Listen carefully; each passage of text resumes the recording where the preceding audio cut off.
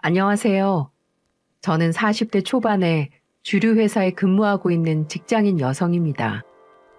이곳의 사연들을 보다 보니 제 사연도 한번 들려드리고 혹시 해결 방안이 있다면 얻고 싶어서 여기에 보냅니다.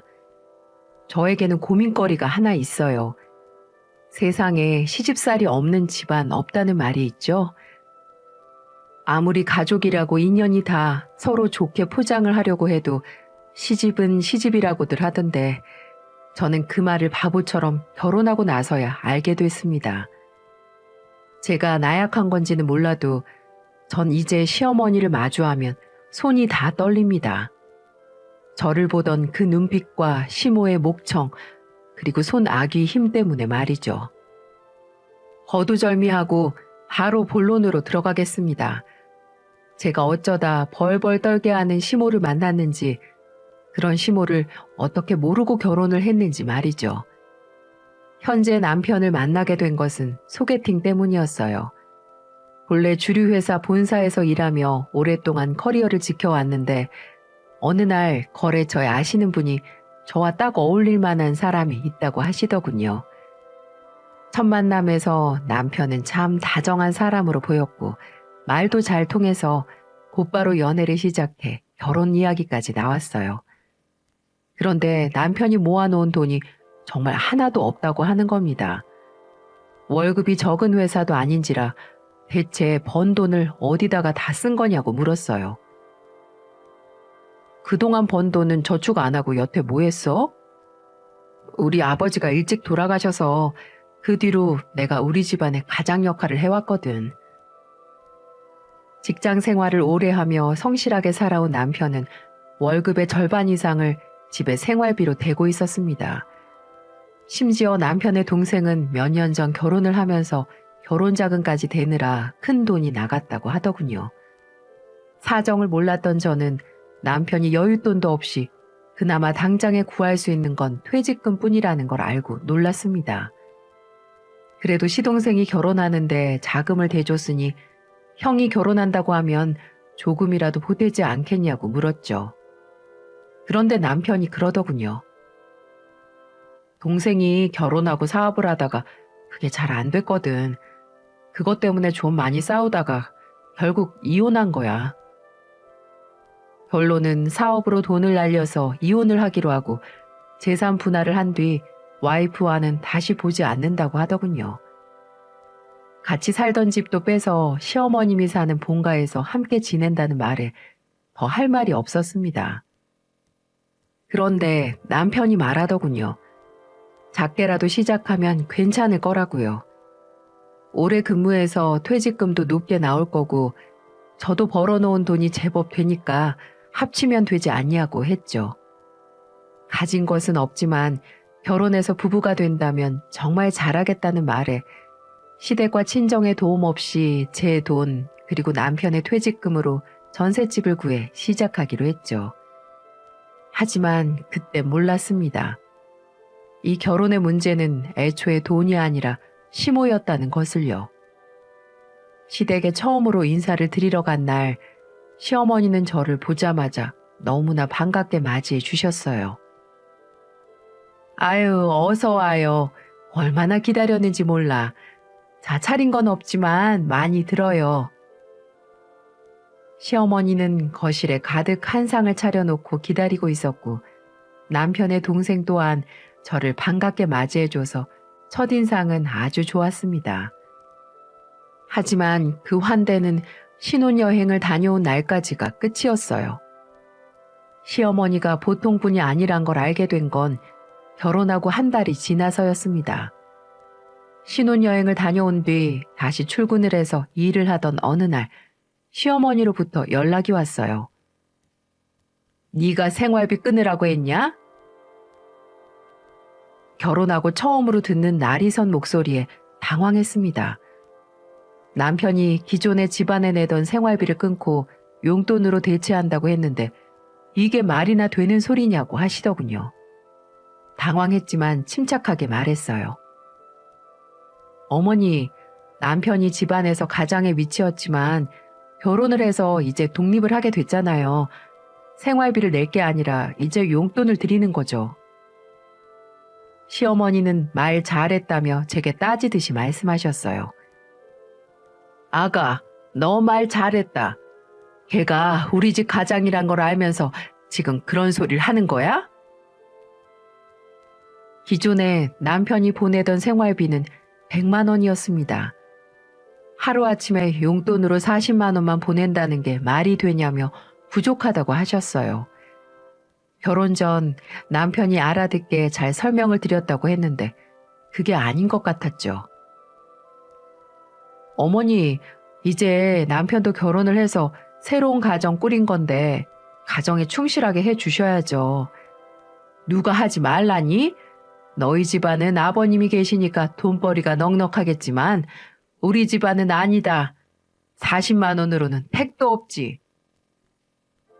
시어머니는 남의 집 가장이랑 결혼하면서 그런 것도 생각 못했냐고 말하셨고 그대로 100만 원을 보내라고 하셨어요. 저는 살다 그렇게 뻔뻔하게 돈을 요구하는 사람은 처음 봤습니다. 그렇다고 같이 흥분하며 화를 냈다간 싸움이 날 것 같아서 말씀드렸죠. 어머니, 제가 다른 뜻으로 물어보는 게 아니고요. 서방님도 돈은 버시잖아요. 아닌가요? 무슨 말을 하고 싶은 거냐? 둘째가 돈도 안 벌고 집안에 얹혀 살고 있다고 생각하는 거냐? 아니요. 당연히 서방님이 돈 벌 거라는 건 알고 있죠. 그런 게 아니라 서방님도 생활비를 100만 원이나 내나요? 시어머니는 말문이 막혔고 잠시 조용해지시더니 말했어요. 본래 100만 원을 냈지만 지금은 사정이 안 좋아져서 그렇지 않다고요. 그때 알아차렸습니다. 100만 원은커녕 그 반도 내지 않고 있구나 하고 말입니다. 그러나 거기서 끝이 아니었습니다. 어머님은 한탄을 하기 시작하더군요. 너도 알잖니? 이혼해서 재산 분할한 뒤로 돈 없다는 거. 서방님은 사업 이후로 돈을 많이 잃어서 본인 앞가림 하는 데 쓰느라 예전만큼 생활비를 내지 못한다고 했고 그런 이유 때문에 더더욱 남편이 돈을 줄이면 힘들어진다고 했죠. 그 뒤로는 자신이 일찍이 남편을 잃고 많은 고생을 한 이야기부터 두 아들을 키우기 위해 얼마나 노력하며 큰 돈을 써왔는지 아주 긴 인생 이야기를 하시는데 참 난감하더라고요. 저희 부모님이야 계속해서 정년임에도 일을 하고 계셨지만 시어머니는 그럴 생각조차 없어 보여 돈이라도 벌라는 말씀은 절대 못 드렸죠. 그래서 좋게 말씀드렸어요. 어머니, 저희도 작게 시작하느라 전세 자금에 돈 다 돼서 생활 자금이 필요해요. 둘이 버는데 어떻게 한 명만 돈을 내서 그 돈으로 생활을 해요. 죄송해요. 이렇게 말하면서 저희 집안에서 돈을 겨우 보태줘서 이 정도로 사는 것이라고 했고 그 부분에서 할 말이 없으셨는지 더 말씀은 못 하시더군요. 결국 신세 한탄을 괜히 했다며 전화를 끊어버리셨습니다. 통화를 끝내고도 마음이 불편해 남편에게 물었어요. 용돈에 대해 제대로 말씀드리지 않았냐고요. 남편은 이미 설명을 드렸지만 어머님이 말을 듣지 않아 결국 통보하듯이 40만 원만 드리겠다 말했다 하더군요. 그렇게 말하면 어떡해. 그럼 당연히 서운해하시지. 제가 다그쳤지만 남편은 괜찮을 거라며 신경 쓰지 말라고 했어요. 어차피 결혼했고 일어날 일이었어. 어느 정도는 예상했고 언제까지 내가 생활비를 드릴 수도 없잖아. 동생도 있는데. 남편의 말에 동감했고 이것도 결혼 생활에 있어 하나의 자리 잡아가는 과정이라고 생각했어요. 하지만 돈 문제가 더 이상 거론되지 않자 다른 문제가 눈에 보이기 시작했어요. 시어머니는 술을 좋아했는데 남편이 안부 전화를 드릴 때마다 취해 계셨어요. 남편은 항상 적당히 드시라고 누누이 말했지만 들은 척도 하지 않았죠.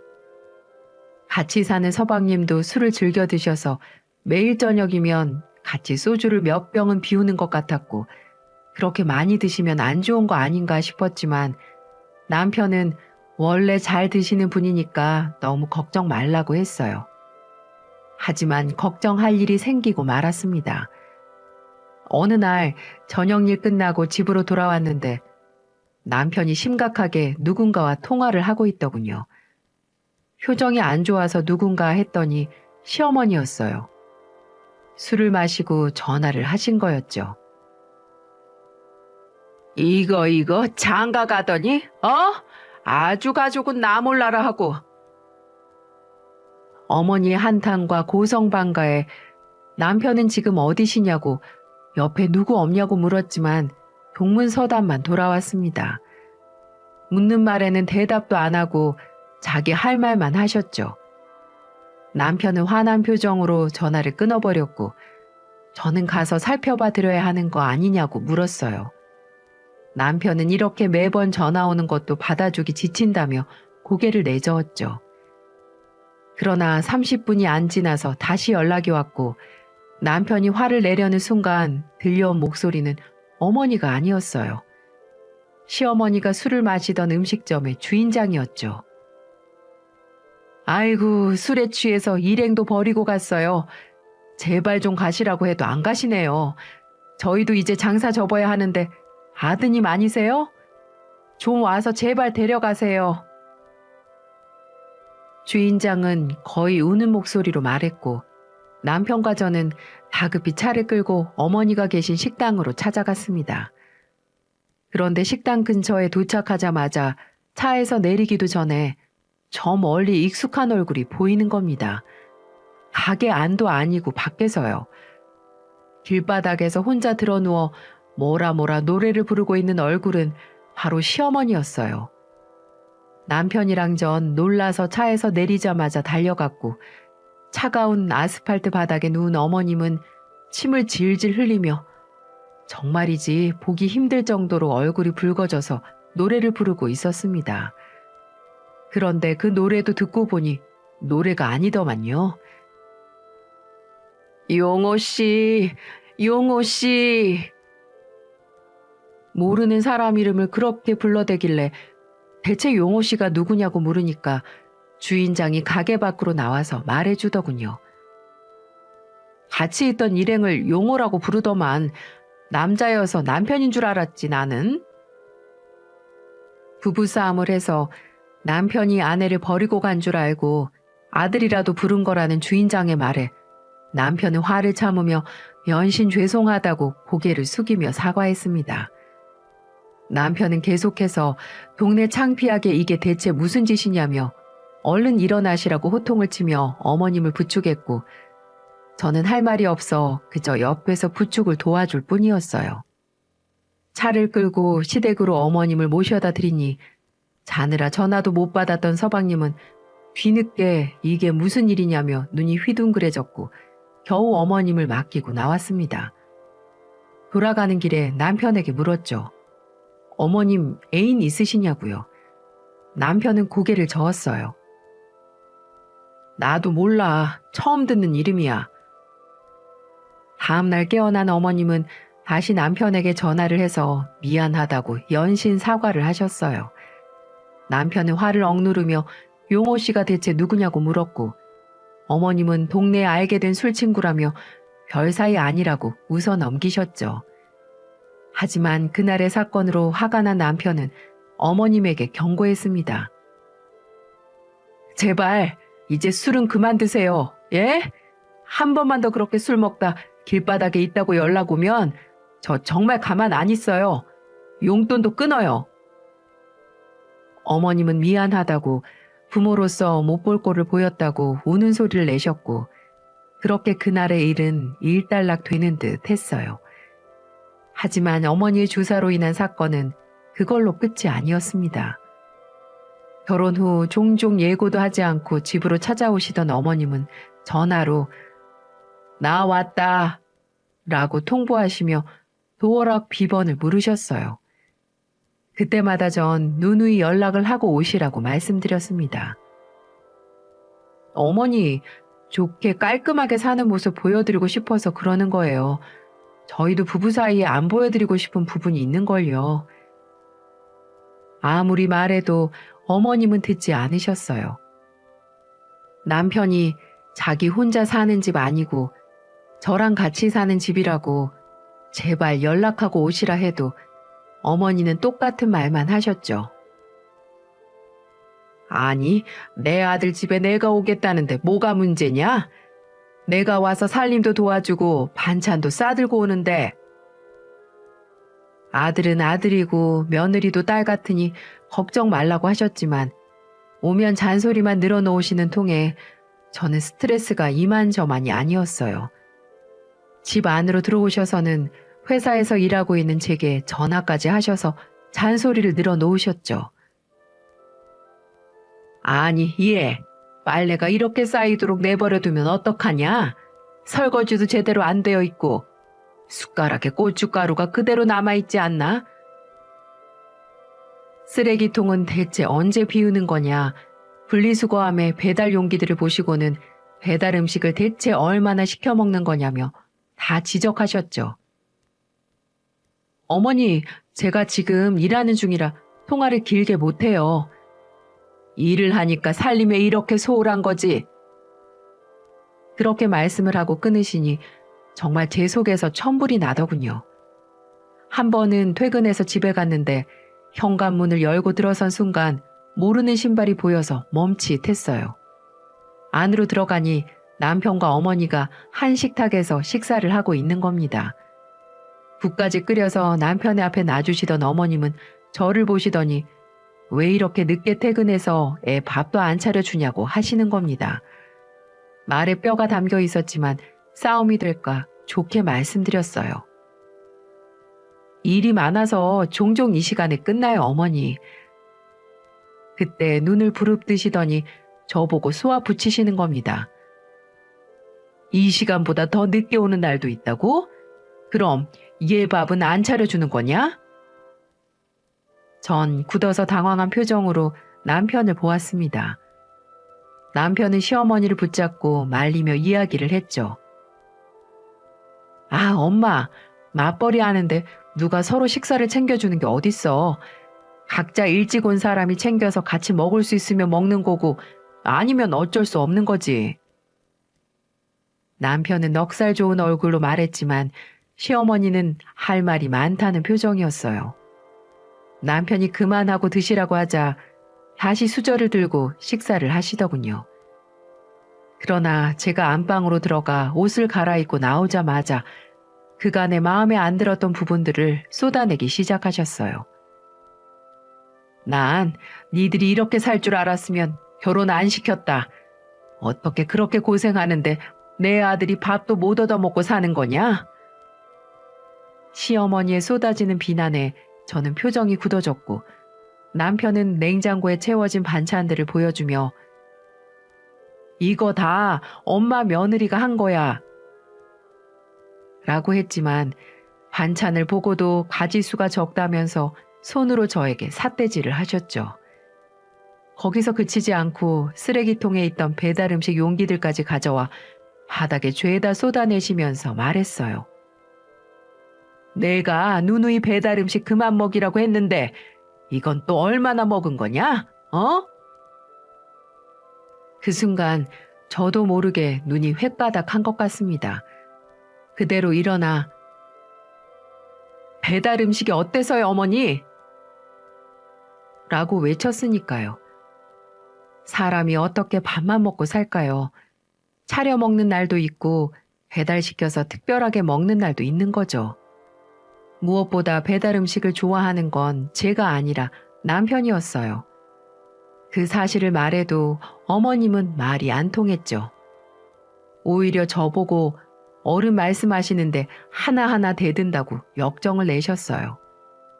마음 같아선 배달 용기를 집어들어 어머님 얼굴에 던져버리고 싶었지만 그랬다간 정말 돌이킬 수 없을 것 같아 안방으로 들어가 문을 닫아버리는 것으로 끝냈죠.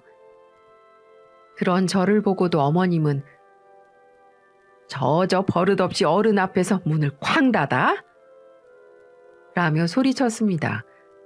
남편은 그런 시어머니를 말리느라 애를 먹었고 어머니가 돌아가시고 나서야 안방으로 들어와서 저를 달래주었죠. 여보, 우리 어머니가 옛날 분이시라 그래. 남편은 미안하다고 연신 사과를 하며 어머니가 하신 말씀은 다 잊어버리라고 했어요. 앞으로 어머니가 집에 오신 날은 당신 퇴근 전에 미리 연락할게. 이렇게 부딪히는 일 없도록 말이야. 내 집에서 내가 시어머니 오는 것 때문에 눈치를 봐야 하나 싶었지만 남편은 쉽게 달라질 분이 아니니 변하기 전까지는 덜 부딪히는 게 상책이라고 했죠. 살다 보면 점점 나아질 거고 자신이 설득할 테니 조금만 이해를 부탁한다는 말에 그날은 어쩔 수 없이 넘어갔습니다. 그러나 바로 며칠 뒤 시어머니에게서 연락이 왔습니다. 애미야, 나 술 한잔 했다. 본래 술을 마시면 남편에게 전화를 하시는데 저에게 해서 의아했지만 그날의 일 때문에 무언가 하실 말씀이 있나 보다 싶었습니다. 아니나 다를까 발음이 다 꼬여서 말씀하시더군요. 나 일 시작했다. 정숙이 영업하는 일이야.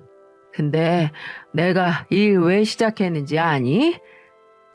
바로 너 때문이야 이거사. 그때부터 정말 어마어마하게 말을 쏟아내는데 듣고 있는 귀가 아파서 핸드폰을 내려놔야 했습니다. 네가 장남이자 우리 집안의 가장인 내 아들을 뺏어갔잖니. 내가 이렇게 고생하는 건 다 너 때문이야. 기껏 키워놨더니 여자한테 빠져서 가족은 나 몰라라 하고 비상금이라도 챙겨서 주라는데 이놈이 주지도 않고. 저도 화가 나고 할 말은 많았지만 술에 취하신 상태라 제 말이 들리지도 않을 것 같아 전화를 끊어버렸습니다. 더 들었다간 앞뒤 분간 안 하고 저 또한 막말을 쏟아냈을 테니까요. 다만 지난번 술에 취해서 바닥을 기어다니던 모습이 떠올라 그대로 두면 안 되겠다 싶어 서방님에게 연락을 했어요. 어머님이 제대로 취하셔서 몸도 못 가누시는 것 같으니 데리러 가달라고 말하려고 했는데 서방님이 전화를 안 받는 겁니다. 결국 남편에게 연락해 어머니의 상태를 알렸고 다시 전화를 해보니 지난번에 술 취해 쓰러졌던 그 가게에서 또 마시고 계신다고 하더군요. 남편과 차를 끌고 가게로 갔고 들어선 순간 저를 본 어머님은 눈을 부리부리하게 뜨며 쳐다봤어요. 제발 여기서 이러시지 좀 말라고 하며 모셔가려는데 다짜고짜 자리에서 벌떡 일어나더니 제게 달려와 머리채를 잡는 겁니다. 너무 순식간에 일어난 일이라 그대로 소리를 지르며 이리저리 흔드는데 정신이 나가는 줄 알았어요. 너 때문에 내가 이 말년에 이게 무슨 난리냐고. 차를 주차하고 뒤늦게 따라 들어온 남편이 놀라서 말리려 했지만 소용없었고 어머님과 같이 있던 친구들도 말렸지만 어찌나 손아귀 힘이 세던지 정신을 못 차리고 이리저리 휘둘리다 발밑에 무릎을 본 순간 그대로 구두 끝에 힘을 실어 힘껏 차버렸습니다. 외마디 비명을 지르며 어머님은 나자빠져 무릎을 부여잡고 뒹굴었고 전 그대로 가게를 뛰쳐나왔어요. 눈에 뵈는 게 없었고 화가 머리 끝까지 올라 제정신이 아니었죠. 남편이 괜찮냐며 저를 부르는 소리가 들렸지만 제가 소리쳤어요. 이게 괜찮아 보여? 이게 괜찮아 보이냐고? 당신 엄마 제정신이야? 내가 머리채까지 잡혀야겠어? 남편은 진정하라며 저를 끌어안았지만 전 너무 화가 나서 그대로 남편 차를 끌고 집으로 돌아와 버렸어요. 그날 저녁 늦게 집으로 온 남편은 연신 사과를 했고 저를 끌어안으며 이런 일을 당하게 한 자신이 나쁜 인간이라며 한탄했죠. 하지만 쉽게 용서가 되지 않았어요. 결혼해서 제가 그런 수모를 겪어야 하는 것도 믿기지 않았고요. 그날부로 일주일간 남편과 대화를 거절했고 생각할 시간을 갖자고 했습니다. 그제야 남편은 놀라서 왜 그러냐고 당황한 기색을 드러내더군요. 솔직히 정신을 차리고 나서 찾아와서 사과라도 할 줄 알았던 시모는 연락 한 통도 없고 남편만 이렇게 미안하다고 하는데 제 화가 풀릴 리가 있나요? 남편이 이대로는 피가 말린다고 어떻게 해야 용서를 해줄 거냐고 묻기에 말했습니다. 어머니가 진심으로 사과하러 오시지 않으면 더 이상 이렇게 살 수는 없어. 당신이 시댁이랑 연을 끊던가 나랑 이혼하든가 해. 이혼이란 단어에 남편은 굳어버렸습니다. 남편은 결국 시댁으로 찾아가 시모를 설득했지만 끝까지 제게 사과하러 오지 않았죠. 그런 시모에게 실망했는지 남편도 더 이상은 시댁에 가지 않겠다고 말하더군요. 그때의 사건으로 시댁과의 교류는 완전히 끊어졌어요. 1년이 지나 2년까지 시간은 이어졌고 제게 미안한 만큼 남편은 더 잘해주죠. 놀랍게도 시모가 참견을 하지 않으니 너무나 조용하고 평화로웠어요. 어이없지만 결혼하고 처음으로 제대로 된 결혼 생활을 하는 느낌이 들 정도였으니까요. 싸울 일도 없고 잔소리하는 사람도 없으니 남편과 사이는 좋아졌고 시댁에 용돈도 보내지 않아 돈은 차곡차곡 모였어요. 하지만 명절이 되어 처가에 가면 웃고 떠드는 와중에도 남편이 신경 쓰였죠. 남편에게 가족들 생각 안 나냐고 물으면 남편은 전혀 생각나지 않는다고 했습니다. 저 때문에 눈치 보는 거라면 솔직히 말해도 된다고 했는데 오히려 허탈감이 느껴진다고 했어요. 대체 무슨 허탈감인가 했더니 말하더군요. 이렇게 행복하게 살 수 있는데 그동안 싸우면서 소리치고 마음고생하며 살았던 게 너무 후회돼. 그러면서 앞으로는 우리끼리 행복하게 살자. 이게 사람 사는 것 같아. 라고 말했습니다. 가족에 대한 그리움이나 미안함이라도 있을 줄 알았나 싶었지만 남편은 오히려 자신이 그동안 집안의 할 도리는 다 했으니 내 인생을 살겠다고 했어요. 아이도 낳고 남들처럼 조용하게 평화롭게 살자는 말에 전 동의했죠.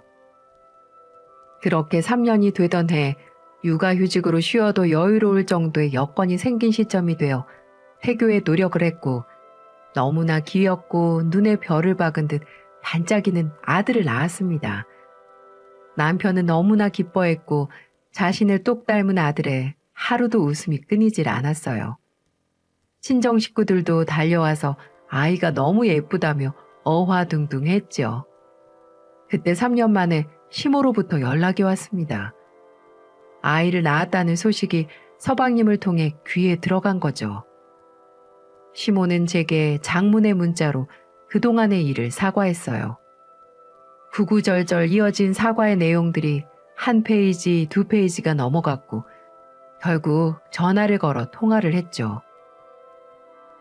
내가 미안했다. 내가 남편 없이 키운 아들이라 뺏기는 기분이 들어서 그랬어. 내가 그래서는 안 되는 거였는데 참 못할 짓들을 했다.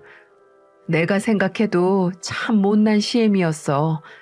넓은 아량으로 네가 좀 나 용서해주면 안 되겠냐? 그간의 일들을 사과하며 관계 회복을 원하는 시모에 바로 용서가 되지는 않았습니다. 누가 봐도 손주를 보고 싶어 사과하는 것이 느껴졌으니까요. 3년을 그렇게 소식도 없다가 아이가 태어났다는 말에 속보이듯 하는 사과가 무슨 의미가 있나 싶었죠. 시간이 걸릴 것 같다고 했고 당장은 얼굴 보기 힘들 것 같다고 말했어요. 시모는 제 마음을 이해한다며 강요하지 않겠다고 했죠.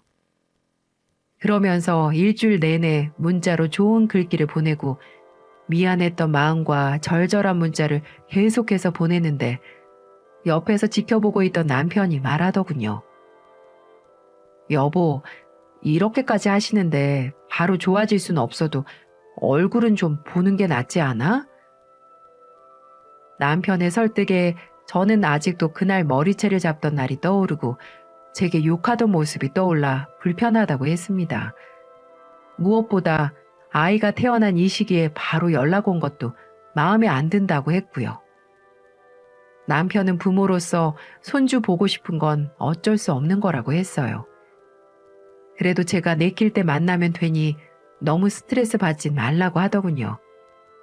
그런데 얼마 지나지 않은 날 친정엄마가 저 먹으라고 반찬을 싸들고 온 날이었어요. 식사를 하는데 갑자기 초인종이 울렸고 찾아온 것은 다름 아닌 시모였어요. 전 놀라서 굳어버렸고 남편도 놀라서 당황했습니다. 그런데 엄마가 대체 누구길래 그러냐며 인터폰 화면을 보고 시모란 사실에 이왕 오셨으니 안으로 들이자고 했습니다. 결국 현관문을 열었고 시모는 전에 없던 다정한 미소로 엄마와 인사를 나누셨어요. 아이고 사돈, 정말 간만에 봅니다. 시모는 엄마를 마치 오래 알던 친구처럼 인사하면서 면목 없는 표정으로 두 손을 모았고 엄마도 덩달아 웃으며 인사를 나누셨어요. 그러게요. 오랜만이네요. 한참 식사 중인데 같이 드시겠어요? 엄마의 권유에 시모는 집 안으로 들어와 같이 식탁에 앉았고 저는 아무런 말도 하지 않았습니다. 그저 어색하게만 있었죠. 시모는 들어오자마자 아기를 보고 너무 예쁘다며 감탄을 했고 아기를 들어안아 보느라 정신이 없었습니다. 얘가 엄마 아빠를 골고루 닮았네. 아이고 예뻐라. 그때부터 제가 고생이 많았다며 칭찬을 했고 엄마가 밥 드시라고 하니 같이 앉아서 식사도 했습니다. 남편과 제가 말을 하지 않으니 엄마가 계속해서 시모에게 말을 걸었고 시모도 웃으며 이런저런 이야기를 두 분이서 나눴죠. 그때까지만 해도 별 문제가 없었고 정말로 시모는 많이 달라진 건가 싶었어요. 그러나 그것은 제 착각이었습니다. 사람 쉽게 안 변한다죠. 식사를 하고 과일까지 먹다가 엄마가 아버지 때문에 먼저 가봐야겠다며 일어서셨어요. 그 모습이 마치 제대로 대화를 하라고 자리를 피해 주시는 것 같았죠. 하지만 엄마가 가시고 나자 시모는 바로 본래의 모습이 나오기 시작했어요. 남편이 설거지를 하려니까 자신이 한다고 일어서더니 이미 설거지된 수저를 보며 잔소리를 시작했죠. 예, 며느라, 고춧가루가 그대로 묻어있잖냐. 이거 봐라. 아까 국도 간이 좀 짜더라. 슴슴하게 먹어. 애 젖주는 엄마가 짜게 먹으면 못 쓴다. 정말 친정엄마가 가자마자 습관처럼 집안 구석구석을 보며 잔소리를 하기 시작하는데 전 다시 과거가 떠올라 입을 다물었어요. 대꾸도 하지 않았죠.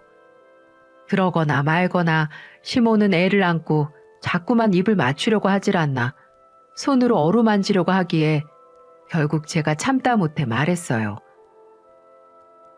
시국이 시국이니만큼 접촉은 피해주세요. 그냥 들어 안아보는 것까지가 좋다고 병원에서도 말했어요. 아유, 유난 떨지 마라. 나도 다 키워봐서 안다. 너보다 더 잘 알지. 시모는 제 말을 귓등으로도 듣는 척 하지 않았고 돌아가실 때가 돼서야 내일도 또 오겠다고 하시기에 전 됐다고 했습니다. 제 대답에 시모의 얼굴이 굳어져서 마음 풀린 거 아니었냐고 하더군요. 아직 풀리지 않았고 시간 필요해요. 마음 같아서는 전혀 풀리지 않고 여전히 화가 난다고 말하고 싶었지만 일단은 그렇게 둘러댔습니다. 시모는 할 말은 많지만 참겠다는 표정으로 한숨을 쉬며 돌아나갔고 그제야 남편이 이제 화를 풀 때도 되지 않았냐고 하더군요. 저렇게 노력하시는데 이만 당신도 용서해드리면 안 돼? 오셔서 계속 잔소리만 했어. 그거 듣는 동안 내 기분이 어땠는지 알아? 하나도 안 변하셨구나. 그 생각밖에 안 들었어. 그것도 우리 엄마 가시자마자 바로 그러셨어. 당신 눈에 안 보여? 제 말에 남편은 말문이 막혀서 아무 말도 못했습니다. 결국 그 뒤로 자주는 못 오셔도 일주일에 한 번은 연락을 하고 와서 손주만 보다 가셨죠. 다행인 건 남편이 미리 경고를 해서인지는 몰라도 시모의 잔소리는 일절 사라졌어요. 잔소리 자체를 안 하시고 손님처럼 오셔서 조용히 아기만 보고 가시곤 했죠. 그 후로는 시모를 신경 쓸 겨릇 없이 육아에 전념하느라 다른 생각은 하지도 않았어요. 아이를 낳고 나니 자식이 기쁨이라는 말을 이해하게 됐고 세상이 달라 보였어요. 그러다 문득 왜 부모들이 아이를 둘씩이나 낳는지 알겠더군요. 이 아이가 커서 나와 남편이 죽고 나면 혼자 남겨지는 것보다는 서로 의지할 형제 자매라도 있는 게 좋겠다고요. 제 말을 듣던 남편은 공감했고 그렇게 저희는 연년생으로 아이를 또 낳았습니다. 둘째는 너무나 아름다운 공주님이었어요. 저를 쏙 닮아서 어찌나 사랑스럽던지 눈에 넣어도 안 아프다는 게 무슨 뜻인지 알겠더라고요. 연년생이라 두 아이를 동시에 키우는 건 쉽지 않았지만 그래도 나날이 행복을 느꼈고 그대로 육아에 전념을 하다 보니 다시 돈을 벌어야겠다 싶어 복직을 했습니다. 아이들을 위해 하나라도 더 돈을 쓰려면 벌어야만 했죠. 일을 다시 시작하고 결혼 10년 차가 되니 새로운 것들이 보이더군요. 학부모라 학군도 알아보게 되고 아이들을 위해 어디에서 살아야 할지 어떻게 살아야 할지 세상을 보는 시각이 달라지기 시작했어요. 내 집 구하기가 힘든 시대임에도 어떻게든 집을 구하고 싶어졌죠. 그렇게 부동산 시장을 눈을 부릅뜨고 찾아보다 청약 조건들을 알아보게 되었습니다. 고민하며 모델하우스도 돌아다니고 땅도 둘러보곤 했습니다. 괜찮은 곳이 있어 처음으로 청약을 넣었고 놀랍게도 조건이 맞아 당첨이 됐죠. 어찌나 기쁘던지 그날 남편과 얼싸 끌어안고 춤을 추느라 정신이 없었습니다. 10년 만에 처음으로 내 집이 생긴 거였고 시간이 흘러 아파트가 완공이 돼서 입주를 하게 되자 입주 시점부터는 시세가 쭉쭉 오르기 시작하더라고요. 심지어 6개월이 지나니 무려 2배나 올랐고 정말 작게 시작한 살림에 뒤늦게 인생이 피는구나 싶었어요. 남편은 저를 만나서 자기가 이런 복을 누린다고 좋아했어요. 친정 식구들도 시모와 서방님도 모두 축하해 주었죠. 그러던 어느 날 갑자기 남편이 할 말이 있다며 조금 어두운 표정으로 손을 잡는 겁니다. 살면서 남편이 그렇게 분위기를 잡고 말하는 건 처음이라 조마조마했습니다. 혹시라도 어디 몸이 안 좋은 건가 싶었죠. 그러나 남편이 꺼낸 말은 정말 어처구니 없는 말이었어요. 내가 진짜 이런 말 안 하고 싶었는데 동생이 사업을 또 했나 봐. 시댁 이야기를 하는 순간 불안함이 엄습했어요. 근데 사업이 또 잘 안 돼서 지금 많이 힘들어해. 설마 돈을 빌려줘야 하는 건가 싶어 표정이 굳어진 순간 믿기 힘든 말을 하더군요. 어머니 집을 담보로 했대. 제정신인 건가 싶었습니다. 아무리 돈이 궁해도 돈이 급하게 필요하다고 해도 집은 건드리는 것이 아닌데 대체 어쩌려고 그런 짓을 한 거냐고 물었어요. 하지만 남편이 하려던 문제의 말은 따로 있었어요. 자기야, 정말 미안한데 그 집이 담보로 잡혀서 넘어가서 어머니가 갈 곳이 없어. 서방님은 작은 원룸을 겨우 구해서 들어갔지만 시어머니까지 살기엔 좁은 곳이라고 했습니다. 결론은 시모가 갈 곳이 없어 나앉게 생겼다는 거였죠. 갈 곳 없는 어머니를 이 집으로 모시고 같이 살아야 할 것 같다는 말에 저는 눈을 질끈 감았습니다. 아무리 왕래를 하게 됐다고 해도 사이가 좋아진 건 아니었어요. 같은 집에서 사는 건 상상조차 하기 싫었죠. 차라리 원룸이나 작은 방이라도 구해드리는 게 낫지 같이 사는 건 아니라고 했어요. 그러자 남편은 애원하듯 말하더군요. 여보, 우리 작은 방 하나 있잖아. 거기 잠깐만 내어드리자. 평생이나 오랫동안도 아니야. 잠깐만 모시고 조금 나아지면 괜찮은 집으로 들어가실 거야. 남편은 힘든 이 시기 동안 잠깐 모시자며 그래야 우리 마음도 편할 거라 해서 결국 작은 방을 잠깐 내어드리는 것으로 결론을 내렸습니다. 겨우겨우 설득한 끝에 제가 허락을 하자 남편은 웃으며 말했죠. 엄마도 성질 많이 죽으셨어. 예전 같지 않아. 당신한테 미안한 마음도 이참에 풀어주실 거야. 남편의 그 말을 믿은 제가 바보였어요. 모셔오지 말아야만 했습니다. 시모가 집으로 들어온 날 신발을 벗자마자 향한 곳은 정리해놓은 작은 방이 아니라 저와 남편이 지내는 안방이었어요. 안방으로 들어가자마자 내 방이 여기니? 정리가 아직 안 된 모양이다. 라고 묻는데 당황스러웠죠. 어머니, 애 아빠가 잘못 말을 한 것 같아요. 어머니 방은 여기예요.